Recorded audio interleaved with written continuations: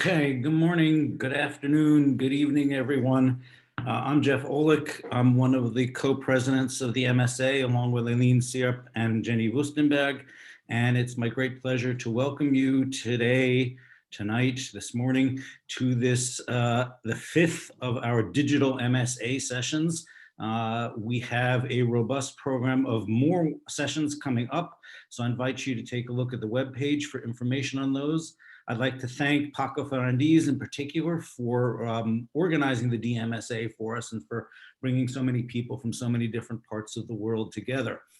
I'd also like to thank Jie-Hyun Lim for suggesting this particular session and for organizing the panel. It's my great pleasure now to turn things over to our Master of Ceremonies, Thea Sinbeck Anderson, who is a member of the Executive Committee and has agreed to moderate this session. So that's all from me. Welcome. Thanks, Jeff. And thank you also for letting me join this session, which is really a great pleasure. And I think it's such an interesting event and such a wonderful book project that we'll be listening to extracts of or bits of. So the event today will take the form of short presentations first, initially by Jie-Hyun Lim, who will introduce the book series here, and then the authors of the chapters will give a brief introduction to their contribution to this particular book. And following that, Charles Forsdick will give an intervention as a discussant, so drawing perspective on this interesting book projects. And after that, we are keen to first have a small discussion between the panelists and then open the floor to all of you, anyone interested in posing a question to these great persons addressing their interesting research. So my first responsibility is handing over the word to Jie-Hyun Lim, who will introduce the book series here and this book. Thanks. Okay, thank you very much, Thea, for introducing me. And then my special thanks to all organizers of MSA who made this meeting possible for with their very kind efforts and the almost perfect certain skills and the organization skills. This book, the Mnemonic Solidarity Global Interventions, is the first volume of our new Palgrave series that we launched. This is the title of series is Entangled Memories in the Global South. Global South never means any geopolitical South, but rather is a sort of historical positioning of the so-called Rede, a non-center stage or non-center historical unities. So actually, with the term of entangled memories in the global South, we try to give an input to the very much Eurocentricity of the global memory studies hitherto. So still, we don't know how can we make it map this a input from the different angle in the different places, which is quite far from the Europe or so-called the West. But hopefully we can do this through this series. And the Mnemonic Solidarity is the first volume of the series. And then, so I will stop here in explaining the whole series, but too many things to be explained, so I will keep here, but perhaps the product. Eve, do you have any words to add to the introduction of our book series? Eve. You've covered the series, I think, and the mnemonic solidarity theme should emerge from the rest of the next hour. So, take it away. Okay, and this volume also, I will talk about this volume in 2 minutes. It's a Mnemonic Solidarity. Actually, we are a little bit reserved about our title. Mnemonic Solidarity is a title with a very strong hope rather than very clear the analysis of the reality of the global memory formation nowadays. But I think that this mnemonic solidarity is a sort of hopeful goals that we memory studies scholars may want to reach someday. Who knows? And the global interventions with the subtitle, we'd like to really try to tackle the question of mnemonic solidarity from different angles. For me, this is a global memory formation from the angle of the memory of East European memories of Stalinist terror and the Nazi collaborations, and the certain colonial memories or post-colonial memories in the three continents, and still, yes, the European memories of Holocaust. And the Yves Rosenhaft tried to tackle the Holocaust memories from the angles of these non-white victims of the Holocaust. And the Carol Gluck, they mapped a global memories or global mnemonic discourses about the comfort of women and what kind of a meaning does the memory of comfort women have into the global memory formation. And the Aidan and Rede tried to put the African experiences to the global memory formation, and even the African experiences mainly with the focus on Ethiopia and the South Africa, and how could this experience give an input to our conceptual understanding of the memories or genocide and terrors and mass killings, mainly fomented based on the European experience. So we really try to make the multi-directional or multilateral approach to the certain important issues in the global memory formation. That's all that I can say about the volume. And anyone among our panelists can add some couple of words or some sentences. Carol, do you have any sentence? Well, just perhaps one word, which is that I think solidarity, as you say, may be aspirational. It's not an aspiration that I share. So for me, it has to be broken down into what you actually mean by solidarity.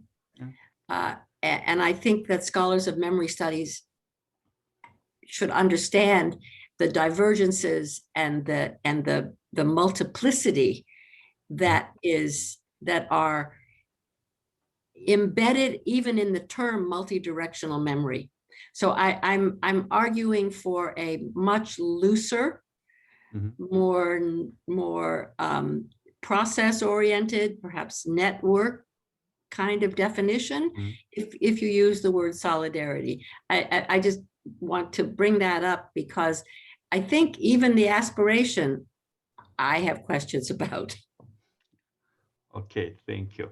Perhaps I'm too much Polonized because, solidarity is always a sort of precious wording for me from the graduate or student days already. So I cannot escape from the alluring the effect of the solidarity in a sense. But let's get back to this point that Carol made. This is a very, very important point for the opening the discussion. So then I will make a very quick summary of the first chapter, a post-colonial perspective. So post-colonial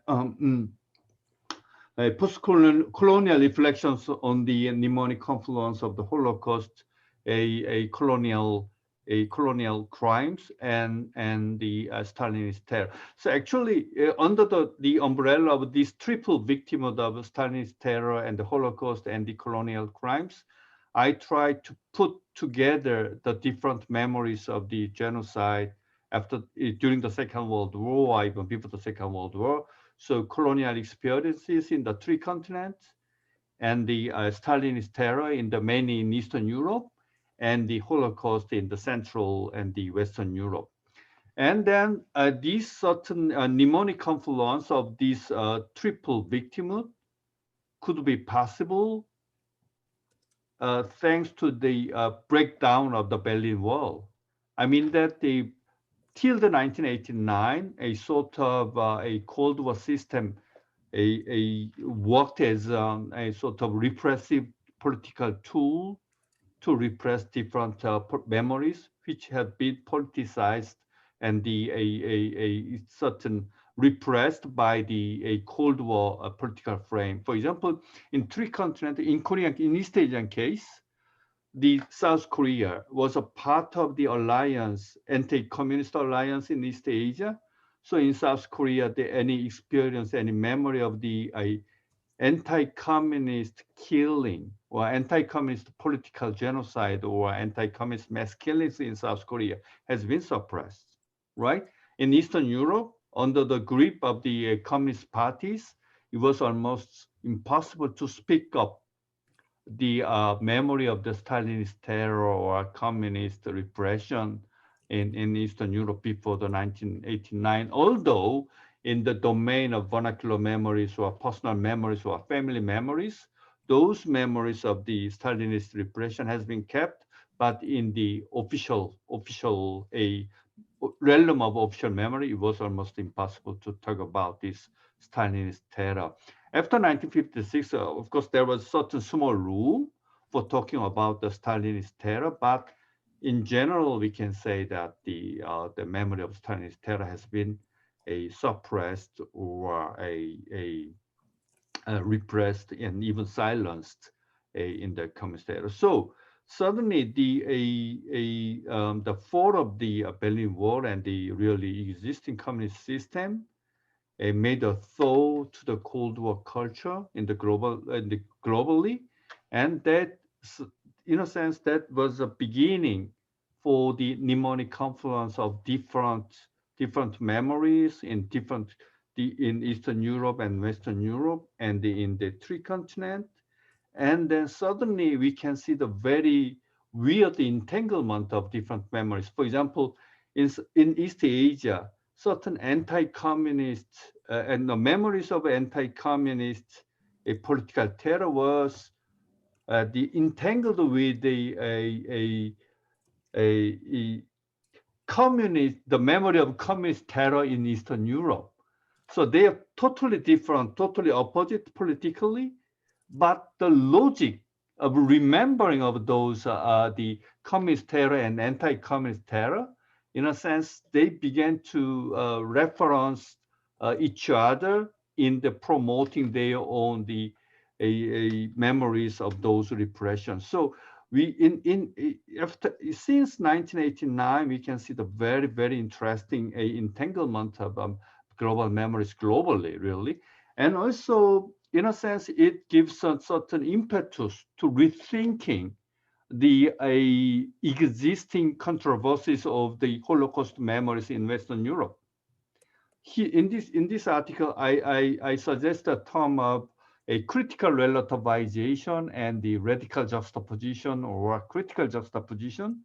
It's a quite, relativization is a sort of taboo wording after the historical strike in Germany in 1986-87. But suddenly in the new milieu of the global memory culture that the breakup of the Cold War system has brought to us, I think that that gives us a chance to rethink or reframe the wording of relativization or comparability of different memories. So Holocaust and the other colonial memories of colonial crimes and colonial genocide, and also Stalinist terror, can be put on the arena of the comparable memories. So in a sense, it makes a certain, gives us a new surroundings in which we can understand the competition or conflict, negotiations or entanglement of different memories during the Second World War or even in the colonial period. So that's why I called it the post-colonial reflections on the mnemonic confluence of the Holocaust and the colonial genocide or colonial crimes and Stalinist terror. So this triple victimhood, in a sense, I think that is a sort of triple mainstays that supports global memory formation in the 21st century. That might be a sort of beginning of the discussion of this volume. So I will toss the mic to next contributor.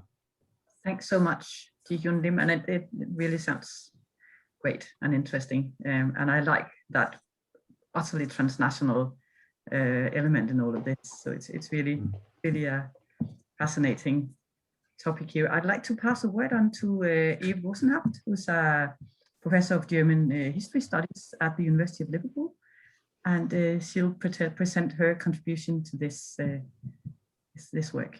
Thanks. Thank you, Thea, and thank you, MSA, for organizing this. My chapter is a response to a moment when a turn in the global politics of Holocaust memory put my own scholarly work in a new light. It happened to be a moment when I had become more active in public engagement myself, so I had a new kind of stake in the game, and I felt at firsthand some of the emotional power behind memory contests. In the chapter, I link an exploration of fictional accounts of Black Holocaust victims with an attempt to understand the explosion of charges of anti-Semitism against representatives of the political and cultural left since 2018. Those charges now often rest on the proposition embedded in the International Holocaust Remembrance Alliance's working definition of anti-Semitism, that certain critiques of Israel are objectively anti-Semitic in that they constitute abuses of Holocaust memory. The connection between Black Holocaust fictions and the anti-Semitism debates emerges as a tension between the appropriation of Holocaust histories by diasporic actors in Europe and America, and the fact that they may find their own historical experience silenced when they want to speak solidarity with Palestinians in the political vocabulary that was forged in part, at least, in answer to the Holocaust.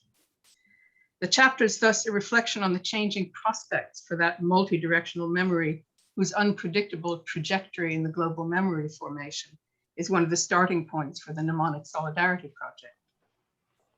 For the moment, anyway, we seem to be in a new phase in the long history of the contestability of Holocaust memory. Who owns the Holocaust, what it may be used for, when and how we may talk about it, are all up for grabs in a slightly new and unsettled way.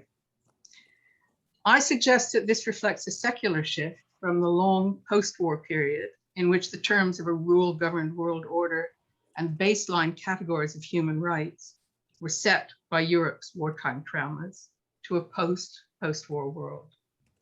In one dimension, this is the thaw that Jie-Hyun refers to, the thaw in the Cold War, or the end of the Cold War. But this world is also fully post-colonial, in that new global interlocutors, and especially diasporic voices, are insistently making their own histories part of local, global North conversations about the present. Paul Gilroy diagnosed the refusal of white Europe to own this diversity of bodies and voices as a case of post-colonial melancholia. And I borrow this term to characterize as post-Holocaust melancholia, the sense of loss of discursive hegemony that informs anxieties about anti-Semitism among peoples whose identity as progressives is framed by the lost world of post-war reconstruction in the shadow of the Holocaust. In the chapter, I develop these themes in two steps: exploring fictional accounts of Black victims of Nazism by writers and filmmakers of African descent. I identify a contrast between the pessimism of African-American authors and the more open-ended and ludic quality of the work of Afro-Canadian and Black British cultural producers.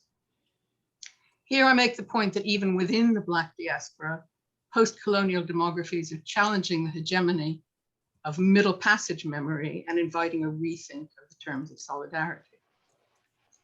Black creative engagements with Holocaust history continue to reflect on historical alliances between Black people and Jews, and this forms the bridge to my consideration of what I call a crisis of mutual recognition. Here I focus on the renewed vigor of a discourse of Holocaust that reinscribes Jewish victim status as its permanent legacy and gives primacy to the moral claims arising from it. a discourse which has been fueled by the defensive posture of the Israeli state under increasingly ethno-nationalist governments. In the anti-Semitism wars of 2018 to 2020 in and around the British Labour Party, and in parallel developments in Germany and the United States, Black and anti-colonial activists have perceived the accusations of anti-Semitism that are provoked by critiques of Israel as silencing their own historical experience. The intensity with which apprehensions of anti-Semitism have in turn been expressed in disputes within the progressive left leads me to ask what's at stake on this side of the debate. And I see a melancholic disposition arising from the loss of authority, a remembered moment between about 1945 and the 1970s, when a vision of Israel as the happy end to the Holocaust became established in popular culture and liberal opinion, at the same time as the Holocaust became the point of reference for a world order based on a cosmopolitan discourse of human rights, but led from the global north. The final section of the chapter considers briefly how all of this relates to the most radical of current challenges to that order in Europe itself, namely the claims of the right in power in East Central Europe to be defending the heritage of white Christian Europe against both an very old-fashioned specter of Jewish power and the newer arrival of Muslim refugees.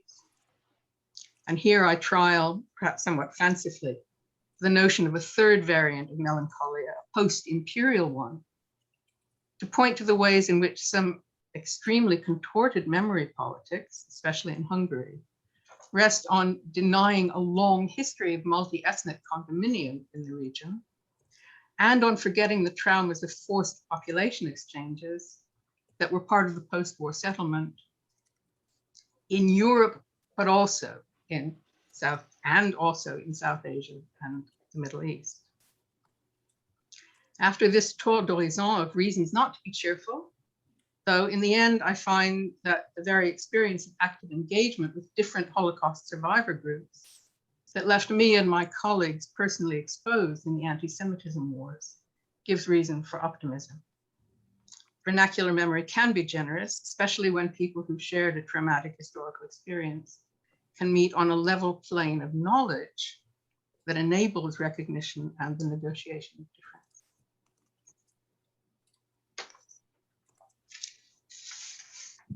Great, perfect. That was really nice and really, really interesting. And though we could delve into it already, I think the setup of our panel makes it make sense that we move forward and have all these presentations before we start discussing. So it's my pleasure to hand over the word to Carol Gluck, who's a professor of history at the University of Columbia University in New York, I should say. So please, Carol, give us your thoughts. Thanks. Thank you. Thanks very much. I'm very interested to hear these presentations. They make a lot of sense to me. My chapter is called What the World Owes the Comfort Women. And in the midst of the surging nationalisms and instrumentalized history around the world today, it is the comfort women, the sex slaves of the wartime Japanese military, who are now central in the vexed geopolitics of memory in East Asia. And so in this chapter, I step back from the nationalistic flag waving and geopolitical name calling, which is East Asian memory politics at the moment, to look at the changes that have taken place in the norms and practices of public memory over the past 75 years, often through the challenges of remembering the Second World War. Now, this is what I call the global memory culture. It's not the same quite as what we've been listening to. It's a question of practices, norms and practices, not content. It has produced very little solidarity, hence my initial comment, but it has generated changed expectations of how nations and societies ought to deal with the darker parts of their pasts. And in the chapter, I identify 5 areas of change.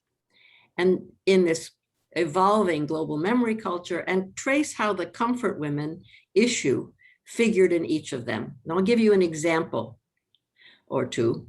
The first area is changes in the law, changes in legal process treating past injustices in both criminal and civil trials, in both international and national law. In criminal context, that means changes in the ideas of universal jurisdiction, crimes against humanity, institutions of transitional justice.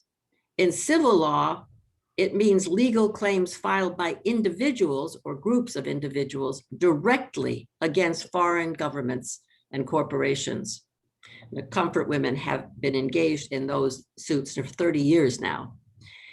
In criminal terms, the comfort girls, as they were called by the Allied investigators in the Tokyo War Crimes Tribunal after the war, were as if invisible because of what I think of as familiarity blindness, which is simply to say that military brothels were a commonplace in many armies.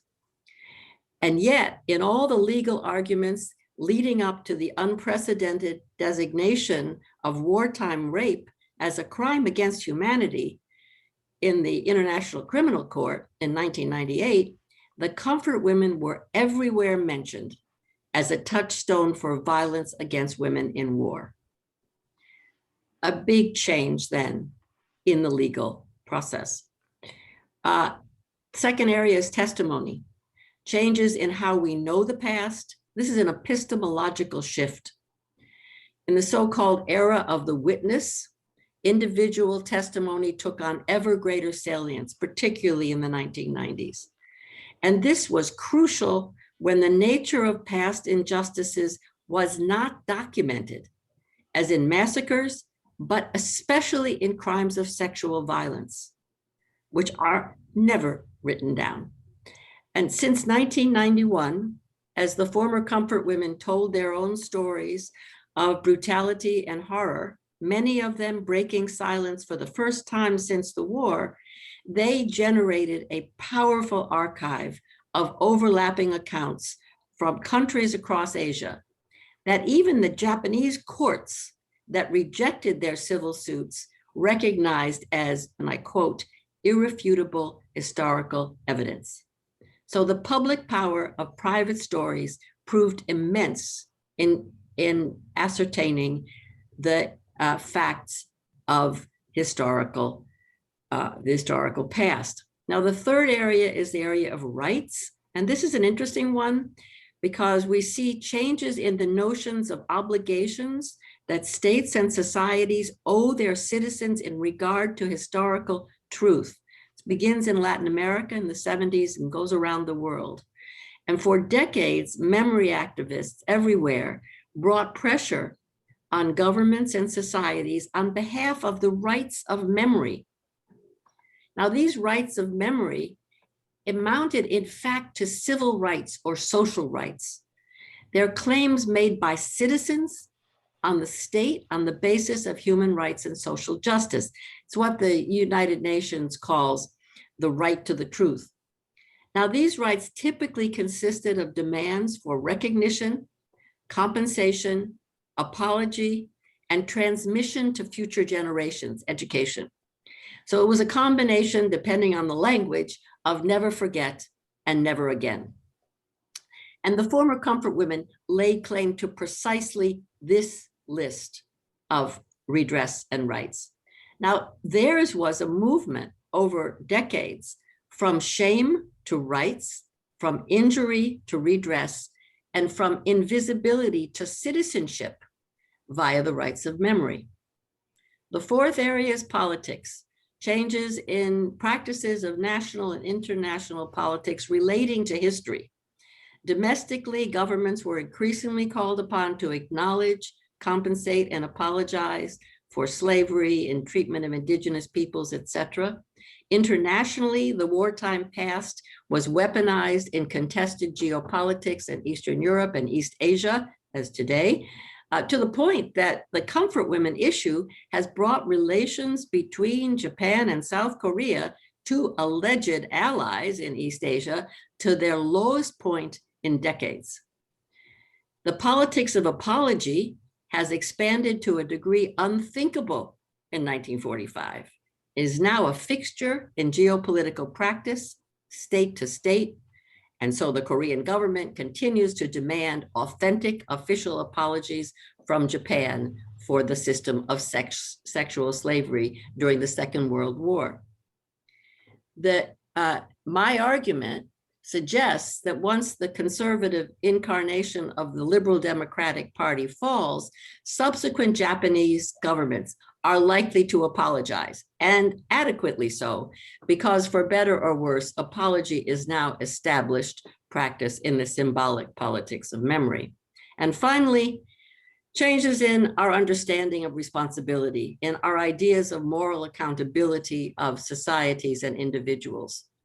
You could trace it in the way the locus of war responsibility moved from demonic leaders like Hitler to organizational functionaries who were just following orders, then to ordinary men committing atrocities, until by the end of the 20th century, even more ordinary citizens, bystanders as they're often called, were implicated in wartime actions, not only by collaboration, but also by acquiescence.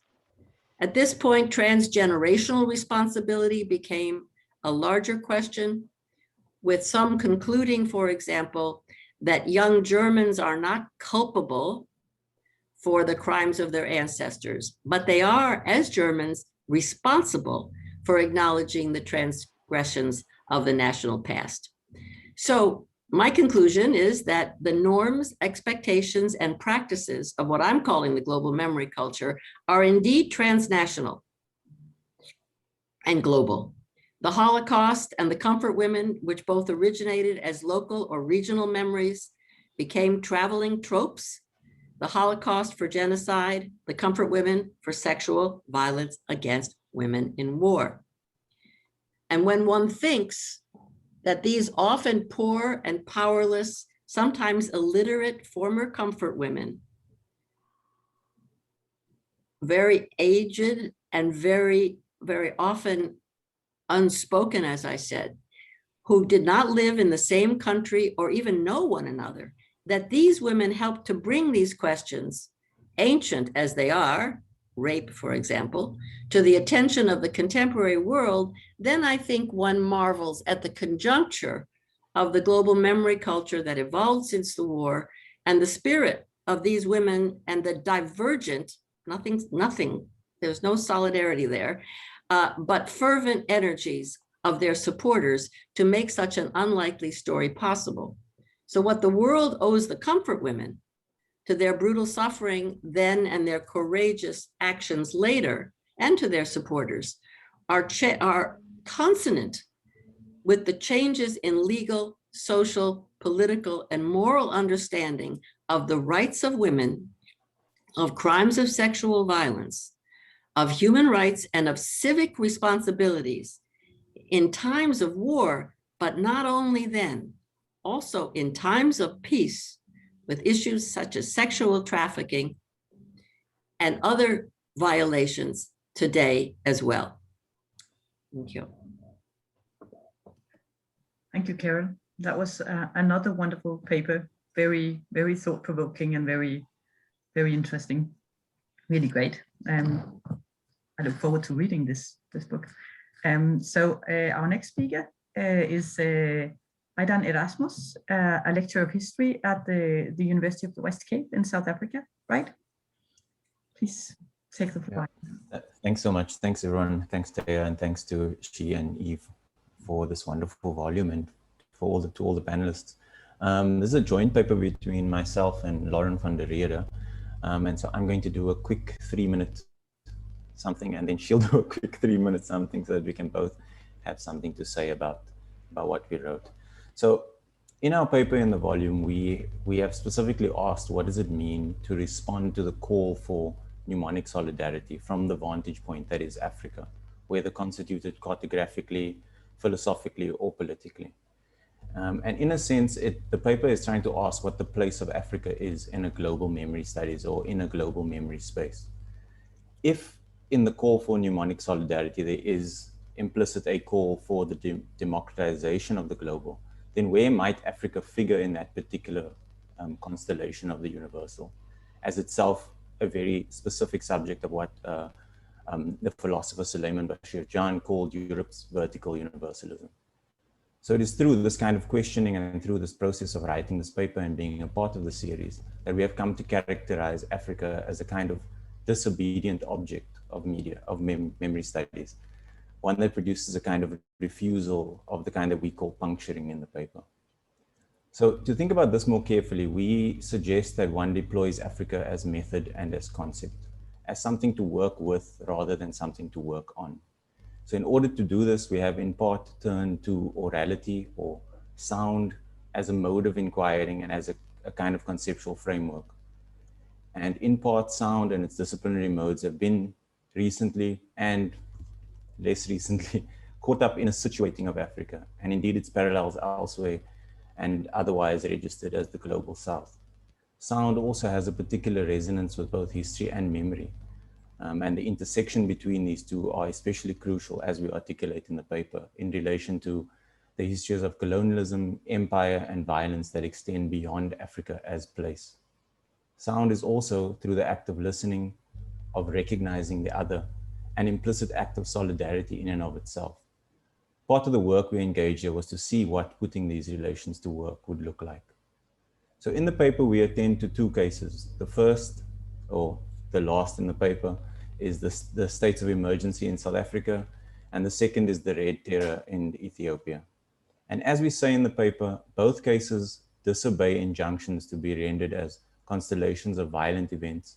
They refuse historicism as a logic of the past, and they evade a register that would otherwise reduce its subjects and objects to violence laid bare. There is something about South Africa and Ethiopia and their peculiar situatedness within the broader mnemonic discourses around genocide, war, and colonialism that we argue hints at an important limit that we must set to work at if we are to answer the call for mnemonic solidarity. So I'll briefly speak to the case of South Africa discussed in the paper, and my co-author Lauren will discuss the case of Ethiopia. So through interrogating the different ways in which the status of war oscillated in late apartheid South Africa, we look at how terms like war, colonialism, and apartheid are troubled as discrete objects, periods, or events within the mnemonic discourses that surround them.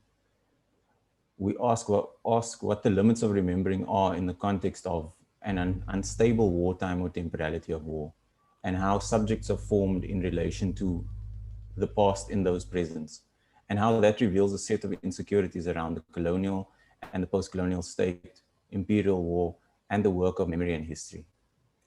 In particular, it reveals a temporality around state violence and a relationship to imperialism most audible in the mnemonic discourses that circulate around the soldier or the figure of the soldier. As we say in the paper, the soldier is the subject that neither history nor memory can hold alone, and is therefore a troubling prospect for a mnemoscape that must exceed the nation in its shape. One such mnemonic device, as we have called it, that coalesces around the soldier is the military tactic of veldkraft or bushcraft, and the deployment of history around the Battle of Salt River in 1510.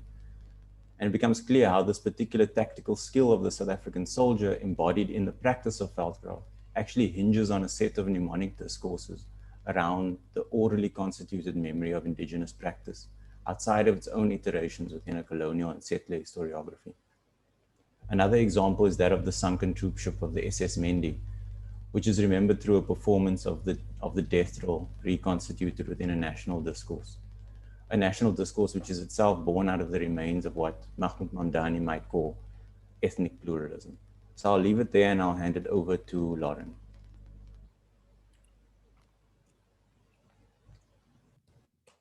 Thanks so much. And I'll just echo you and say we'll hand it over to Lauren van der Rede from the University of Stellenbosch in South Africa to please take us through this fantastic African story. Thank you so much, everyone, for this wonderful opportunity to begin think with you and to just share some ideas. And so I'll just add to what Aidan has said, and I'll offer a moment of pause on some of the gestures we inscribe through the language deployed in the chapter, and specifically the language of eddying and entanglement as modes of resisting the knot. So the eddy, or when verbed eddying, is a word that is synonymous with swirling and with the fluidity of water, whilst the word entanglement denotes the very condition of being entangled, of being engaged in interaction in all its complexity, and importantly with encounter. What both these terms gesture toward is movement, momentum, touch, and the charges that come with these. The knot, conversely, signifies a fixing into place, indeed a strangulation, and a curtailment of movement, momentum, and suggests itself to be permanent. What we have gestured toward in our chapter is that it is in the discourses of genocide, war, colonialism, and consequently the discourses of history and memory studies that Africa has been knotted into place, quite literally. But Africa, we argue, is more than mere location, more than place and even space. Rather, it, to borrow from Frantz Fanon, is a marker of bloodless genocide or colonialism, and thus also be thought as concept and method, entangled with other markers of lived experience textured by expressions of colonialism, genocide, and war. Said differently, Africa speaks across time and space. To demonstrate this, as Aidan has said, we've deployed the examples of the South African states of emergency and the Ethiopian jet terror, and I will speak to the latter of these. So the Ethiopian jet terror was a campaign of atrocity perpetrated by the Derg, a military junta that governed Ethiopia from 1974 until 1991. And the jet terror itself officially lasted between 1976 and 1978, though its fear and the violence of the Derg extends years well beyond this period. In the early 1990s, members of the Derg were prosecuted for these atrocities in what became known as the jet terror trials. Interestingly, though, at these trials, the perpetrators who stood before the court were not charged with terror, as the name given to the campaign of violence might imply, but with genocide. A particularity, one might argue, given that the victims of the jet terror were selected because of their political affiliation, whether actual or perceived, but a particularity or peculiarity provided for by the elaboration of the definition of genocide enshrined in the Genocide Convention of 1948 by the Ethiopian Penal Code of 1957, which extended protection not only to racial, ethnic, religious, or national groups, but also political groups. This elaboration, this touching on and then touching off from the internationally accepted definition, which Ethiopia did ratify, is an example, if you will, of the logic of editing as eddying. Said differently, in a truly post-colonial gesture, Ethiopia and Ethiopians took what had been offered by Europe as a draft, editing and when necessary, elaborating on it. The attempt to administer justice in relation to the jet terror thus is an example of Africa thinking and again speaking.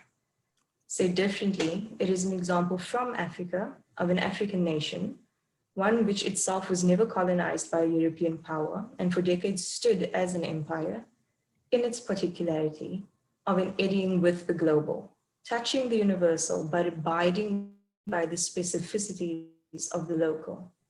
And it is in this sense that we suggest Africa as signifier must be thought as method for the deterritorialization and democratization of the global nemoscope, and in its discourses, decentering Europe and Eurocentrism, having been engaged for decades now in the process of systematically undoing the knot. And I'll stop there. Thank you.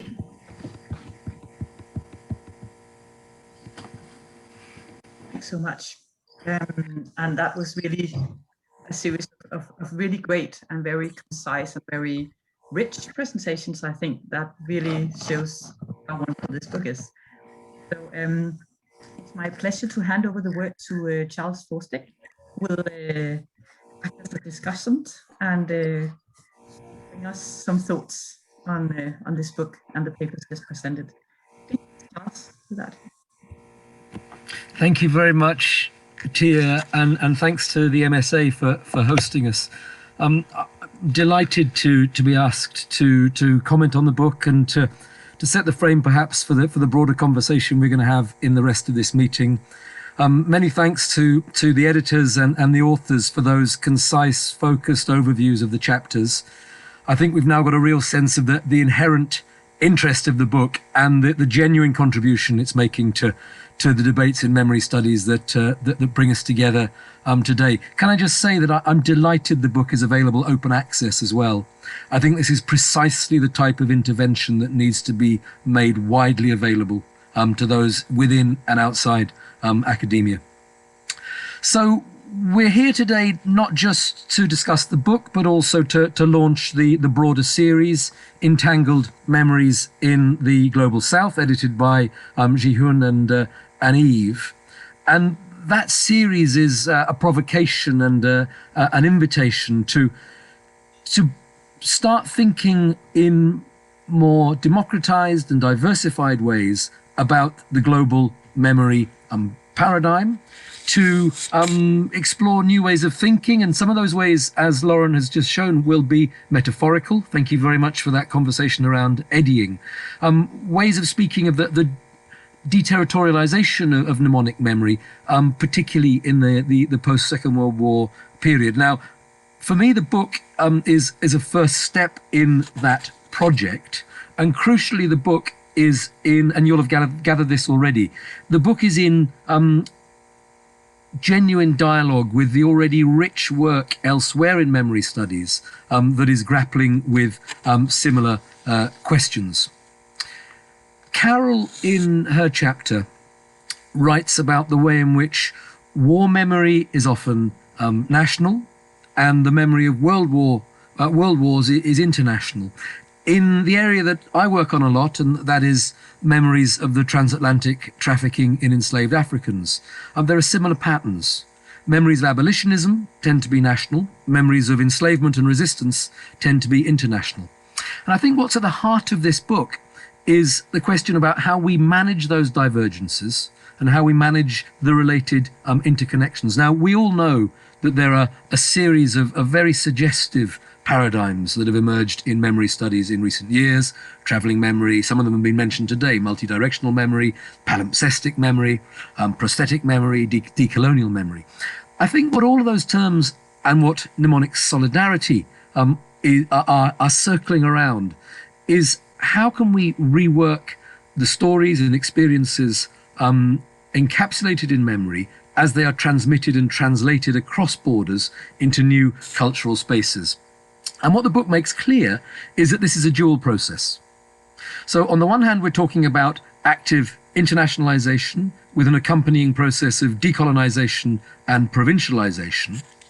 But also, at another level, we're looking at deterritorialization, but also crucially reterritorialization.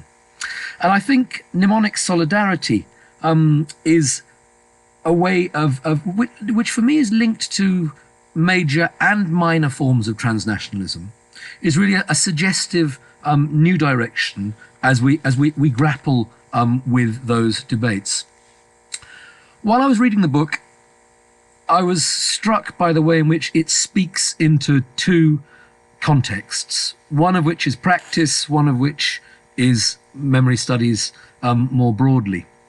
And I'm trying in my own engagement to situate this notion of mnemonic solidarity with what's happened in memory practices really over the past 30 or 40 years, when we look since the 1980s, where we have this emergence of what appeared for a while to be a global consensus in coming to terms with the past, a powerfully global convergence over how societies should overcome violent and traumatic experiences.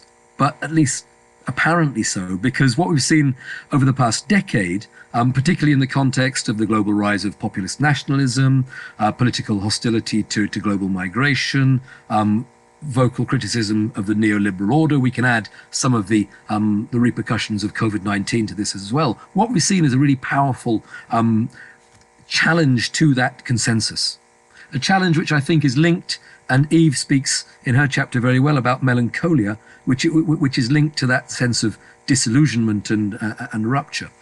What's striking for me, though, and this is why the concept of solidarity seems so important, is that we haven't seen a rejection of memory politics. We've seen a way in which new political formations have embraced precisely memory politics, critiquing and reworking them in ways that often undermine their previous deployment. So for me, the book asks, what are the practices that have emerged transnationally in the post-memory boom? And crucially, how should we as researchers address them? What new concepts are required? There's a term that doesn't appear in the book very much, but I think it's quite important. Carol talked about traveling tropes. I think translation is important here as well. The examples we look at in the book often emerge in specific niches in which particular memory practices, political and vernacular, are rooted. And as they travel beyond those initial contexts, there are pressing questions around their translatability and untranslatability. So I think for me, translation is part of the testing of these questions around interconnectedness, which the book interrogates and disrupts. And the key model there, and Eve spoke about it very eloquently in her intervention, is clearly to do with dominant paradigms within memory practice and memory studies, particularly that of the Holocaust, which has been instrumentalized and appropriated in so many different ways. And the book in various ways meticulously unpicks that engagement with the Holocaust paradigm, whether it's comparative, and that's the case in some of the work that interests me in Rwandan genocide museums, whether it's more entangled.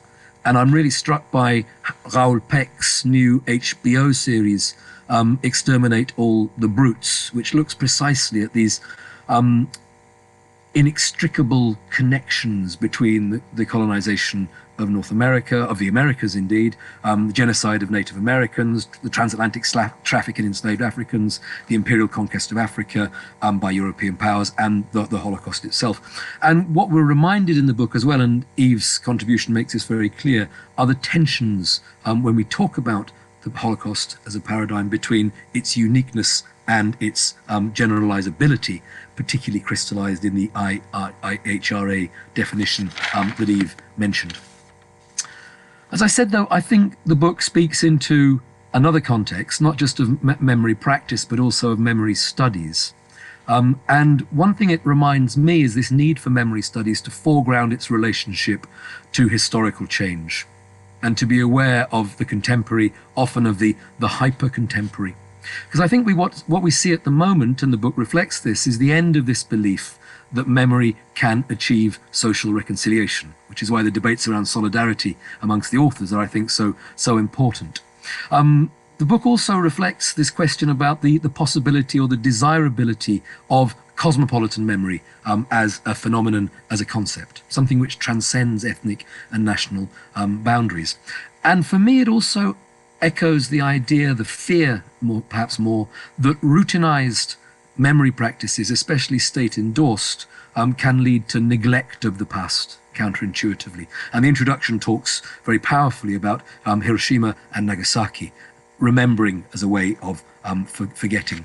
So one thing that I really took away from the book is this challenge for those active in memory studies. What's the role of the field? How should memory studies engage with memory practice and memory activism? What is the role of students of memory to debates around political memory, whether that's in the United Kingdom, where currently we're seeing political intervention in memories of empire and Atlantic slavery, or whether that's in Eastern Europe, in states like Poland.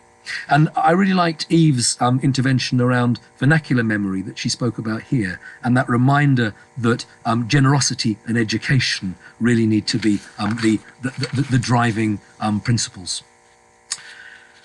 Just to refer you to parts of the book, the introduction, I think, is not really an introduction. It's a manifesto in many ways about mnemonic solidarity. It offers a way of thinking about how much we can forge common ground for articulating the hurts of the past in ways that are productive for the future. It's an intervention that interrogates the extent to which, in global memory formations, and indeed the way in which we study them, marginalized voices can emerge, and crucially forces us to question the reasons for marginalization, which are sometimes as much disciplinary and institutional as they are political and cultural. What I liked about the book is the way in which, as is the case with much work in memory studies, it's rooted in a clear ethics of memory. Jie-Hyun talked about the sense of hope that underpinned his engagement in this book. I think what we see here is a very different take on what the ethics of memory might look like if the majority world, or if you like the global south, were taken as a starting point and not as a bolt-on dimension, seeking new models of genuinely globalized memory studies. Now, I think when we get into the discussion, that key word of solidarity in the title will come up. There are clearly convergences, constructive convergences amongst the contributors around that. But I also have those questions around solidarity, well, between victims and survivors, very different than solidarity amongst perpetrators. And also Aidan and Lauren very helpfully question the concept in different ways, talking about the ways, the risks inherent within it to flatten specificity. Couple of minutes left, and there are two other aspects I wanted to focus on before we open up the broader discussion. One is to do with the objects of study in the book. As is the case with memory studies as it gains maturity as a cross-disciplinary field, there's a breadth to the objects of study, a breadth to the sites of memory with which the authors engage. Multiple locations of crystallization are very clear. Now, some of those are state-endorsed, interest in law, for example. Some of them are much more vernacular and activist. Eve focuses on films and books, and there's an important reminder about the way in which creative spaces are often a vanguard location for understanding what's happening in memory practices. Museums are foregrounded. Carol talks about the recent proliferation of museums, and clearly with museums we have to focus on a more cosmopolitan human rights agenda, but also the way in which a number of populist governments have used them to reshape their country spaces of memory. Carol again focuses on statues, the comfort woman statues, and I think the time in which the book appeared is clearly at a moment when the statues in the broader memory scape were very much at the forefront of our reflection, with the visibility of the Black Lives Matter movement last summer in the aftermath of the murder of George Floyd. So I think something else we might want to pick up in the discussion is the role of mnemonic solidarity through the medium of statuary in the built environment. The area that I wanted to focus on, though, because I think it's embedded in the book, but perhaps not teased out as much as we might, social media and the digital. Carol talks about the internet as a channel for hate speech. And I think what we see when we talk about mnemonic solidarity is the digital sphere as a place for good and for ill.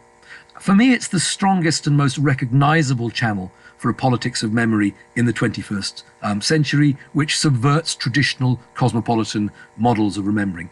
The digital lacks editorial control, it's relatively cost-effective, it's rapidly disseminated, it's a means, crucially, of creating new communities, communities who might feel excluded or marginalized, and it's a space often without official sanction.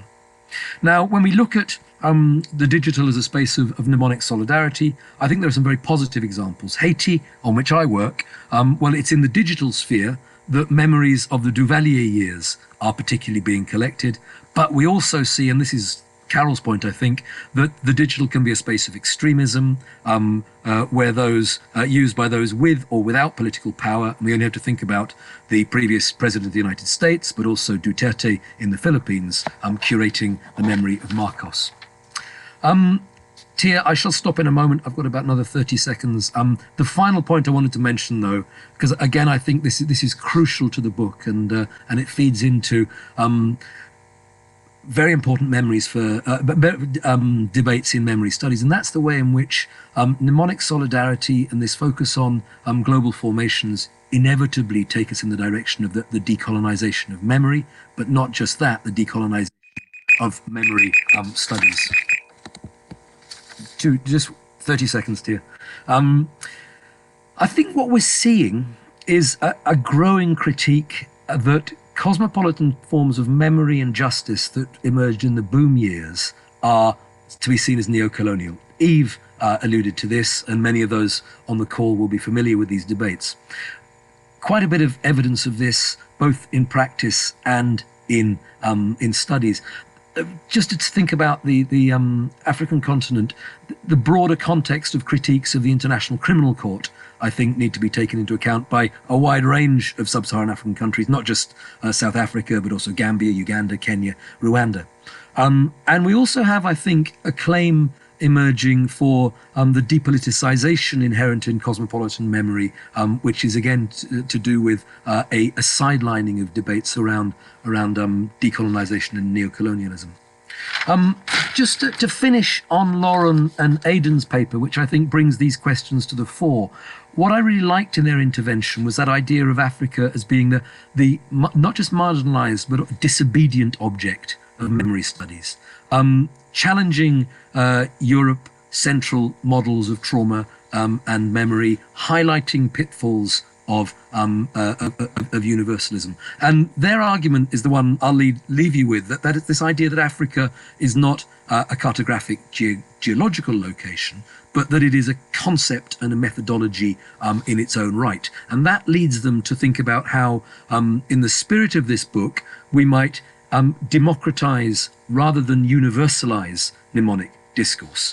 And what really struck me, and Aidan spoke about this, and Lauren as well, is the importance of thinking about the senses in the memory studies. Challenge to the fetishism of the document and the archive, the role of aurality in memory studies and discourses of sound. And I'll leave you with their idea, because it was very eloquent for me, this tension between hearing, judicial hearings, for example, in the TRC, and listening. And I think that listening brings us back to the ethics that underpins the project and the contributions to it. It's a listening which encourages engagement, which encourages attentiveness, which includes an openness to forgotten and marginalized memory discourses, and which encourages us to pay attention to the specific niches in which memory emerges before it is deterritorialized and globalized. And I think that need to understand the dynamics there through this process sometimes, and as I stop, you'll understand the irony, sometimes being quiet and listening to other voices is absolutely essential. So thank you to the authors, and thanks again to the MSA for giving us this opportunity to discuss such a stimulating book. Thanks so much, Charles, for a wonderful discussion of this book and the chapters. Very rich and stimulating, and I liked all the different perspectives that came out on the different ways in which you could think about mnemonic solidarity, making it even actually the act of listening in an engaged way really is crucial, I think, to the thought of solidarity. So before we hand it over for a general discussion, I will allow the panelists to respond to Charles's intervention, but I'll just like to say to everyone that, of course, we really are keen to have an open discussion, and questions are extremely welcome. So my suggestion is that you think about your questions, have them ready, make a mark in the chat with your name saying I have a question, because I cannot see all of you in the screen, so I would prefer to have you listing your wish to pose a question in the chat, and then we can have the questions in the right order, and you can start doing that very soon. But before I'll give the panelists a chance to answer the open questions, I'll ask them to respond if they like to all these wonderful comments from Charles. And I think it might make sense to actually take the same order as we did with the speakers, because that would sort of keep us all a little bit awake and ensure that Jie-Hyun is in the discussion as well. So I think we should, if you could also just spend like 2-3 minutes, or if you have more, I'm not going to be very cruel, but I think we also need to get to the open floor discussion. So yeah, Jie-Hyun, if you want to answer to Charles. I think I don't have anything to answer to his comments, but I want to rather suggest another item to be discussed in the floor discussion. I mean, these, for example, last year, some very important discussions, debates, debates in Germany, and also Grabowski's criticism of the Andreas Wilschung's very much German-centered guilt consciousness, which actually works out to screen the memory of the collaboration in Eastern Europe. So these two items also can be very seriously considered in our consideration of mnemonic solidarity in the global memory space. So I want to just adopt these two debates in last years in our floor discussion, if possible. That's all I would say. Oh, thanks. Okay, then I'll pass the word on to Eve, please. Would you like to respond? Yeah, thank you, Charles, for that breathtaking comment, which gives me a feeling that we did actually know what we were doing when we put this book together. On Mnemonic Solidarity, Carol will forgive me if I remember a conversation we had when this group first came together, and we kind of looked at each other and said, but we're historians, we're not too sure about this memory studies thing. And by the same token, that is to say, I acknowledge in particular Carol's comment in particular about the value of focusing on processes, on practices, and so on. And I suppose it's out of a moment of praxis that my very wide-ranging reflections emerged. I put my hand up to the notion of solidarity precisely in the sense of looking for productive ways to talk about the past together. And if I could come back to where you Charles invoked the question of, you know, what kind of solidarity do we want? Victims of people who have a shared traumatic experience, yes. Victims and perpetrators, well, maybe not. And there I hear the echo of the work on agonistic memory that I know that you've cited to me in the past. And there I think again, you know, people who work on agonistic memory are now focusing on practices. And I just want to cite a current case, which is in some senses the outgrowth of the continuing conversation in the UK that I was referred to in my piece. And that's the whole discussion of colonialism, the ways in which colonialism is acknowledged as well as commemorated in some of our leading UK institutions, like through the National Trust. Most recently, the question of the recent revelation, which isn't particularly new, that hundreds of thousands of African and Asians who were part of the British forces in the First World War are not commemorated by name at all.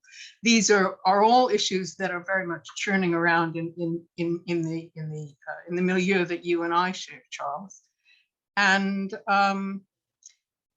it shapes up as, along with the parallel discussion about structural racism, as a face-off between the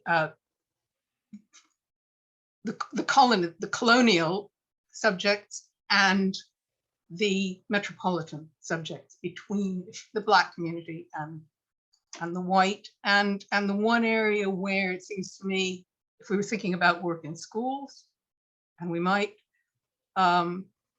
people haven't talked about, is bringing the children and grandchildren of the colonizers, of those people who were,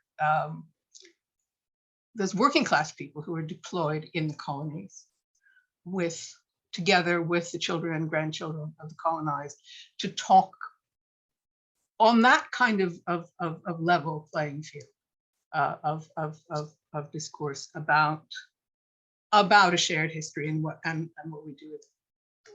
So that's, again, coming back to the notion of practical conversations, if not necessarily solidarities. Thanks a lot, Charles. Thanks.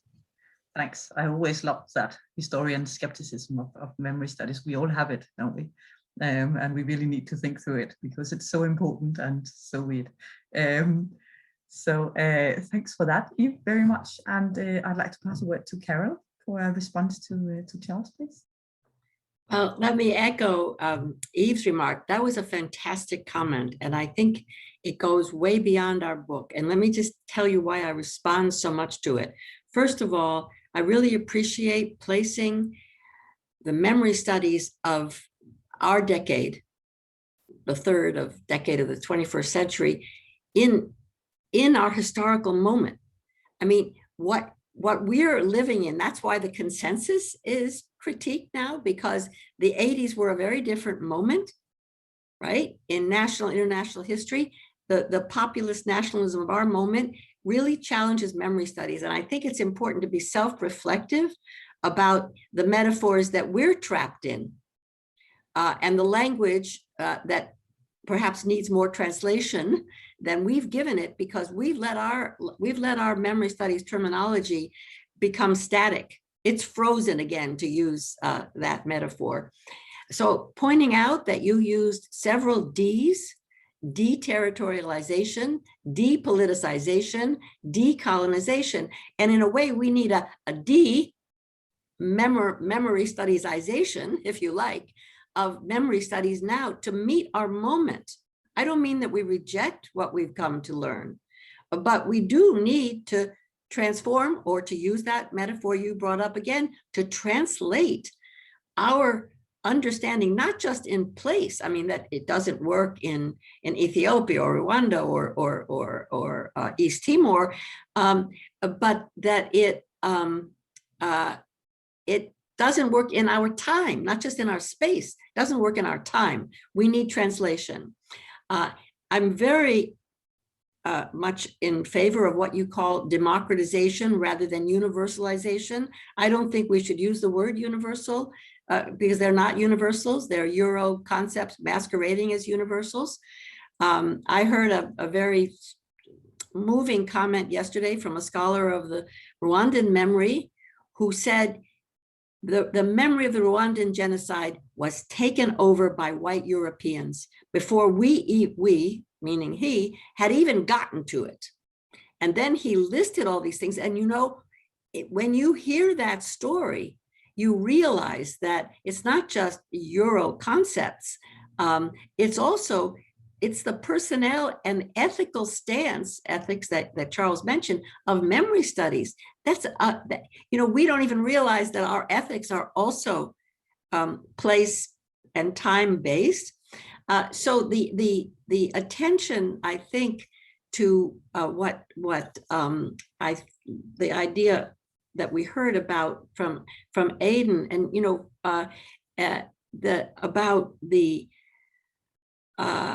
treating Africa as a memory, a methodological concept, not as a place. In other words, starting, as you said, Charles, starting with the global South, not with the North. This requires changing our own subject positions. And if you think this is easy, it isn't. So the challenge now is really interesting to me because it is methodological. It's a meta challenge as well as a current political challenge that you hear in Eve's work. That's a contemporary issue. It couldn't be more of the moment. but where do we and who are we? Where do we stand? And, you know, there's probably no better suggestion than we start by listening. And I really loved your countering the idea of hearings, like in the TRCs, with listening. So I think this is a great moment actually for memory studies. I think it's a great moment for us to think about these things in a different way. And if solidarity is the way you want to think about it, well, you know, go with God. I think that's wonderful. It just doesn't happen in my way. I'm looking for commonalities that respect differences. And so I'm trying very hard to understand that you're never going to get, as to my mind, you're never going to get as it was once said very importantly to me, you're never going to get the grandchildren of the mothers of the Plaza de Mayo to sit down with the grandchildren of the junta who disappeared their families. It's not going to happen. So how do you live? That's Elizabeth Helene. How are you going to, how do you live together? You know, I mean, or how do you work together? How do you respect differences? And in my work on the comfort women, something I've just recently wrote about how the activists, memory activists on behalf of the comfort women could not be more antagonistic to one another in their subject positions and in their interests in the issue. The outcome is bigger than they are. And that is this understanding of the human rights of women. So I'm looking for different ways of trying to understand the transnational travels and eddies. Wonderful metaphor, actually, you two. And I think we need new language for it. So, and I don't have the language, but I'd be really happy to start with Charles's listening. So thank you so much for that.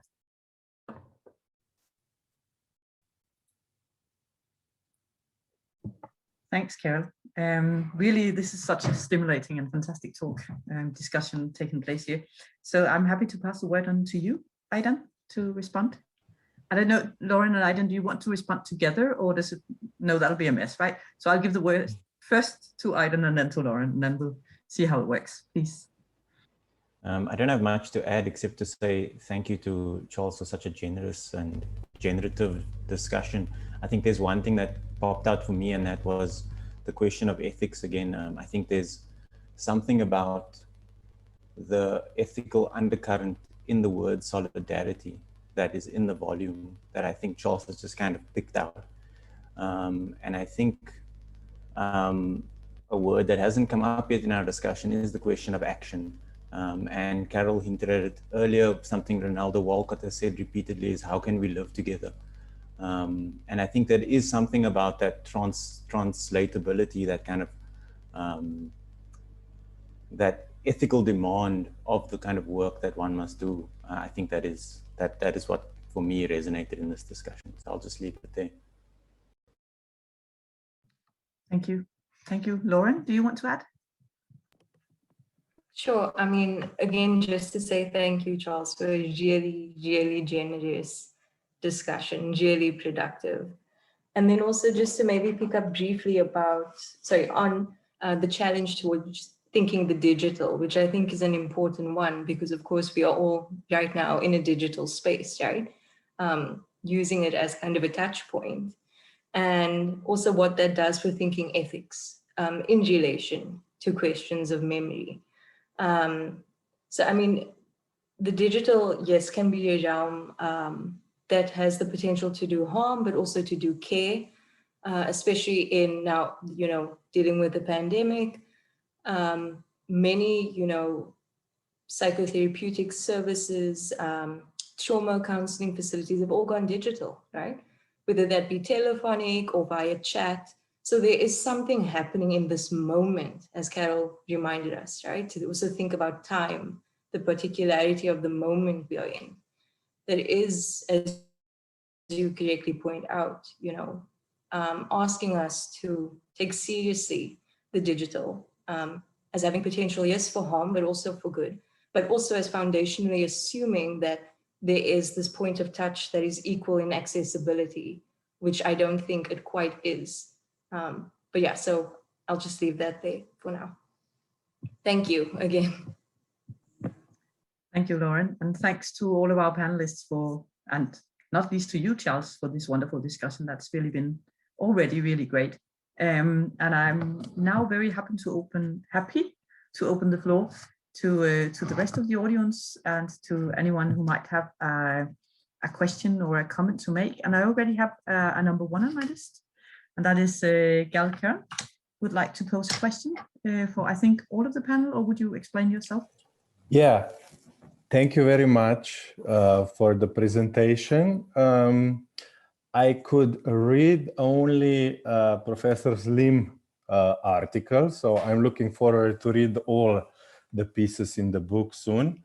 My question is general, like now there has been, I'm gladly hearing that this consensus is finally broken and that there is even call to certain dememorization. But then should we not also think about how to, let's say, at least make some kind of complementary connection between memory, solidarity, and emancipation? So as you know, also from the 1980s or this kind of memory consensus, there has been a very strong focus on violence in memory studies. And the other side, so to speak, memory on certain intersectional emancipatory projects, individual, collective, has been like traveling on a much more marginalized scale. So I'm just like, one open question is, could we not think in terms of memory studies to engage more productively with certain sense and conception of emancipation as being a certain trajectory, path, and much more easy to mobilize and construct certain global solidarities, if you want to think, rather than being stuck on the victim perpetrator, on the violence model, and everything that Michael Rothberg also criticized already in his, let's say, past 10 years, but especially in the last book. So kind of moving up beyond, because there is one more concerning, what I also see in different art projects in Germany, but also in discussions, trying to kind of elevate the culture of perpetrators. So like to rethink the perpetrators and so on, while really the focus on the most marginalized and stuff is, let's say, always turned into the figure of victim instead of, in Benjaminian sense, figure oppressed, dispossessed, and so on. So this is this link between, let's say, memory studies, ethics, but also politics of emancipation. So this is a more general comment. And then a more like concrete comment, because I read just Lim's article, was about this confluence, the question of confluence. I very much embrace your position of, let's say, analysis of European frame that has been very much merged into, let's call it, totalitarian or anti-totalitarian perspective, which flattens the whole kind of periods and formations of communist, fascist, Nazis past, and has very problematic echoes in more authoritarian, what we were also discussing, populist movements. But then I have maybe a bit more problems with seeing the confluence of colonialism there. Inside of European Union, at least official memory frame, there is no colonial violence. You have 2009 Declaration of European Union, you have museums, you have European narrative, they all leave out colonial violence. So maybe we have it within the memory studies landscape, certain confluence, which you probably tackled, but within what you also criticize more politically your intervention in the Polish, German discussion, internal colonization process, Nazism, and so on, and these more petty, small nations and their own racisms, I think that we have really big problems still on this level. There is absence of colonial violence. If you think about Hannah Arendt, this is her origins of totalitarianism, thinking anti-Black and colonial politics as origins of colonialism. So this is just like my short contribution to this fruitful debate. Yeah, thanks. Does anyone want to respond?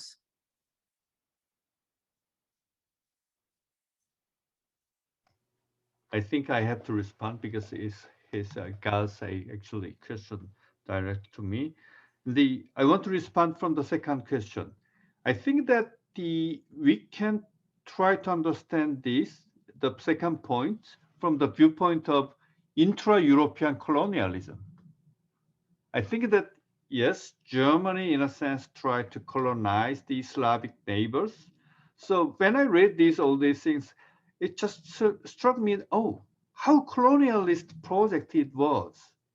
And also, I think that even within the Polish debate on the memories of the Second World War and even interwar period, I think that the so-called anti-Semitism deeply rooted in the grassroots level also can be understood as a matter of internal colonialism within the Polish nation state.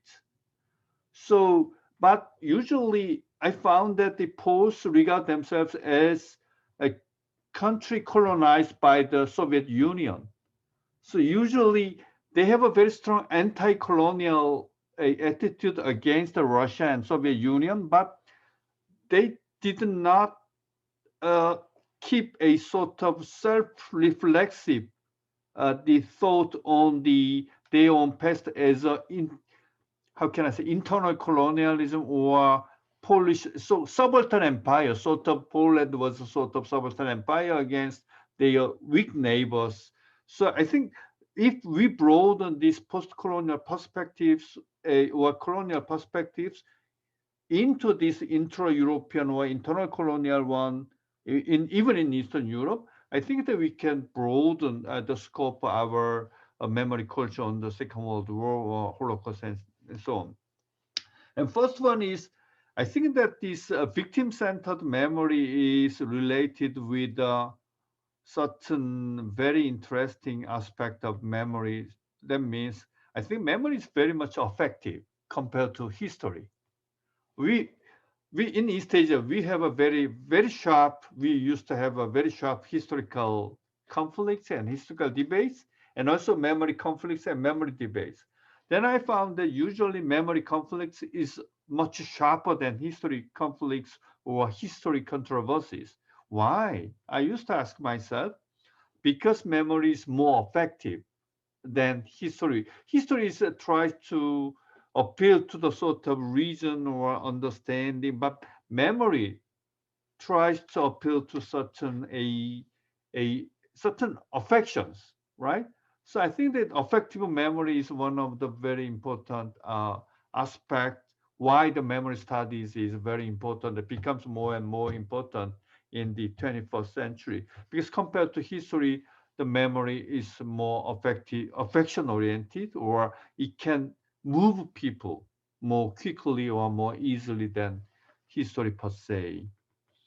So emancipation, in this sense, emancipation is more, how can I say, more logos oriented rather than emotion oriented, right? That's why this certain empathy towards the victims were more, how can I say, generated more very moving or certain a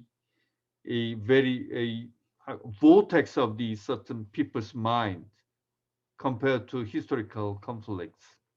That's my very last response to your questions. Yes, Carol, you may say something if that's what you want to do. Yes, in a way, I think, Jie-Hyun, I think you're right. You're certainly right about affect. But, you know, if you think back and to nationalism in the early 19th century, when it was emancipatory. All right, now we don't think it's not emancipatory, but it was an emancipatory, and it was a passion. It had all the affect and emotion. The idea of memory as emancipation is actually in many ways, and this is, I don't mean to have this to be a pun, but it is potentially liberating. Because when I talk about the rights of memory, most of these people who are asserting the rights of memory want to be emancipated by from their marginal positions in the societies they live in today. It's their present position that animates their memory politics. Marginalized in the past because marginalized in the present. So I actually think that a liberating aspect, or maybe talk in terms of equity, an aspect that raises people from the margins to a more equitable citizenship or whatever, I think that's a very positive idea. And there, I will vote for solidarity. So I really thank you for that one, for that idea. Great, thanks. I think we might want to take a couple of questions maybe, and I'm a little bit confused. There's a question perhaps from Jenny about Europeans and their concepts. Do you want to pose it live?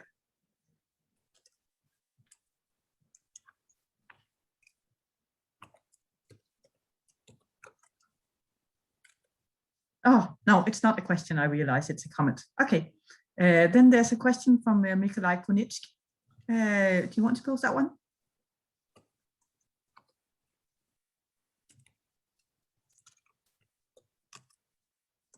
Mikolaj? Live, just pose it if you can. We can hear you if you don't mind. Okay, can you hear me now? Yes. All right, excellent. Thank you so much for this wonderful panel presentation. I will make sure that I will read all text, because so far I have only finished reading Jie-Hyun's Lim contribution, and it's a very similar question actually to the one asked by Gluck here, considering exploitation. In your chapter, you are essentially focusing on conflation or synergy between colonialism, Holocaust, and Stalinism. You are bringing basically the article, of Gross about Islamophobia and the question of Holocaust. However, I could also come actually with another social debate which has been taking place, at least in Poland these days, and this is the question of the class heritage of the majority of Poles, essentially peasant slaves. So it's the question basically of serfdom, which, as you know, in the case of vast parts of Eastern Europe, actually lasted much longer than in Western Europe. So in Poland, this is basically, or in the Polish-Russian partition, 1863, Russia itself, 1861. Then we've got basically peasant, rebellion in Austro-Hungary. Shouldn't the question of indeed exploitation and serfdom be included into this discussion of memories? Again, a postulate which I think is really dear to me, especially considering some analogies, obvious analogies between peasant serfdom in Eastern Europe and Black slavery in America. Thank you. Okay, thank you, Mikolaj. It's our first time to talk to each other personally, I think. Yeah, just let me tell you the story of the 1996, the conference on the 1846 uprising. It's the 150th anniversary of the 1846 uprising in Krakow. Actually, that was held at Jagiellonia University in 1996. And all the Polish panelists talked of that, how the Polish landlords and peasants collaborated together to organize an uprising against the Austrian Habsburg monarchy. But it was not true. Actually, as you said, there was a very, very sharp class conflict, and the Polish peasants, they called this the uprising Polish Szlachta, and they just arrest them, they just beat them, and they just handed over those Polish patriotic Szlachta gentries to the Austrian Habsburg monarchy. But in my opinion, actually, there was a certain very serious continuity between Communist Party historiography and anti-communist nationalist historiography in their stress on the national unity among Polish Szlachta, Polish gentries, and Polish peasants, right? So that sort of the communist official memory in the communist regime and the official memory in the post-communist nationalist right-wing regime, in a sense, by exploring the certain divergence and conflicts that you said between the Polish peasants and the Szlachta, or the landlords, could be a very important first step to deconstructing national memories of either communist or nationalist one. So in that sense, there's sort of memory to explore this sort of the national antagonism instead of national unity in 19th century, or even in the national uprisings in 19th century, could be a very interesting, or could be a sort of disrupting these a hegemonic memory in both right-wing and left-wing historiography in Poland. So they can be in Korea, the same historiography you can find. Whenever the foreign country invaded Korea, all the Korean people, from rulers to the servants, they fought against the invaders. But that's not true. That's a simple lie. But still, that sort of memory is very deeply rooted in the grassroots memory of in Korea too. I'm not sure if I responded to your question enough. Yes, you did. Thank you. Thank you. Thanks. Does anyone from the panel want to say something? Actually, I'm exploiting my power just for a second then, because I wanted to pose a question to you, Carol, which was about the question of the recognition of crimes against women in war. Because and I loved your way of sort of telling that story of the narrative of the Korean comfort women actually changing the understanding of the position of women and violence against women. It's just that in my fields, and I work on Yugoslavia and the former Yugoslavia, we tend to think that it was actually Bosnia that changed the view internationally on violence against women. And I was just wondering about the extent to which these two cases know of each other and refer to each other, because I tend to sort of see it, I've just realized, in a very non-solidaric, strictly my case-centered view. So have you seen anything on that? Oh yes. I mean, I left out the main story. Actually, the main story of the place of the comfort women in the question of the human rights of women came about through a convergence, or the word we've been using, a confluence of events in the 90s, which essentially had nothing to do with one another. Okay, and there's 10 of them. So let me give you 3 or 4. One of them was democratization, political democratization in Korea, which enabled South Korea, enabled political talk. Second was an emergent 2.5 wave of feminism around the world, which had a different orientation.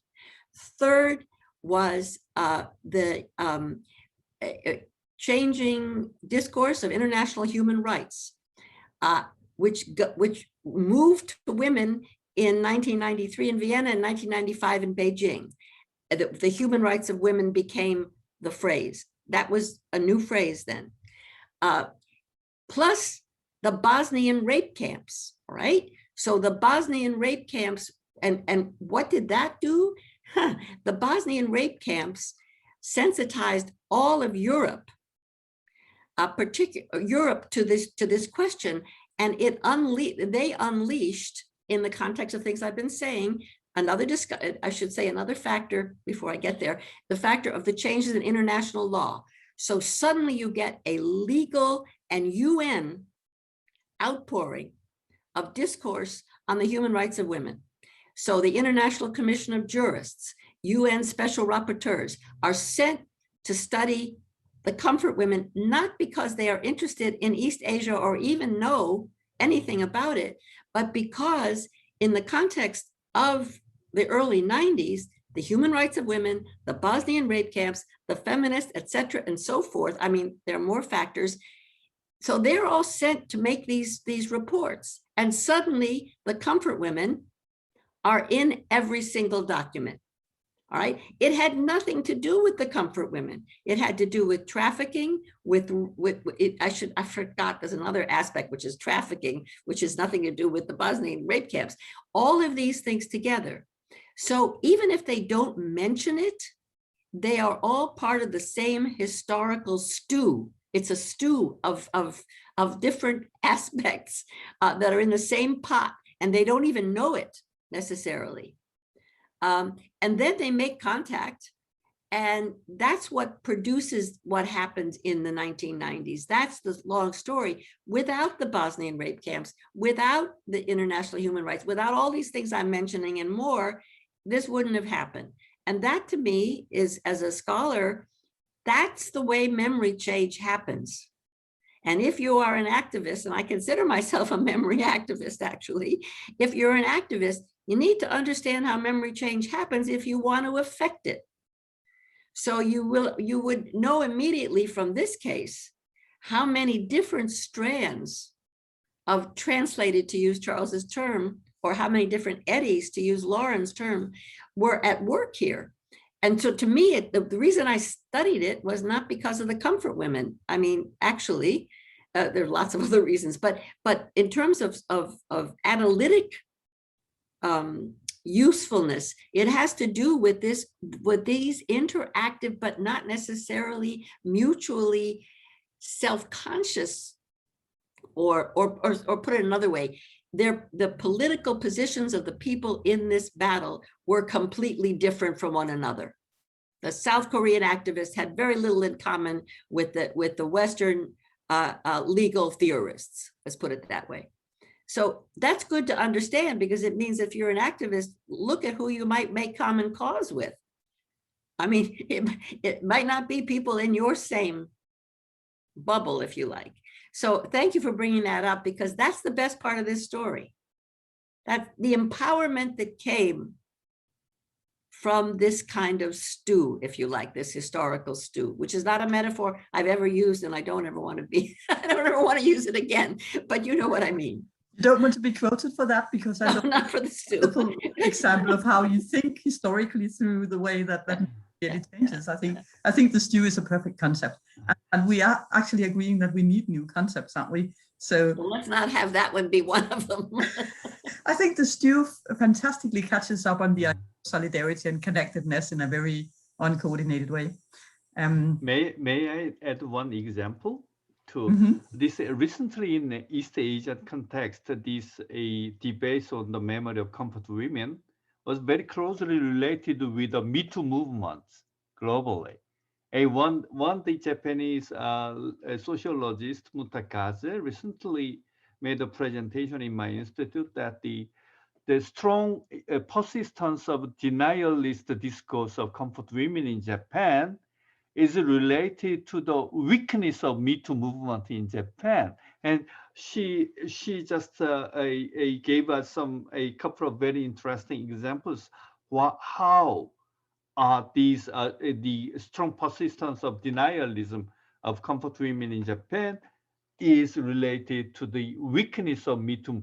So incredibly, just to my surprise, this Me Too movement was quite weak in Japan, even weaker than Korea. So I mean that she tries to interpret this in relation to the comfort women memories in Japan. That's one example I want to add.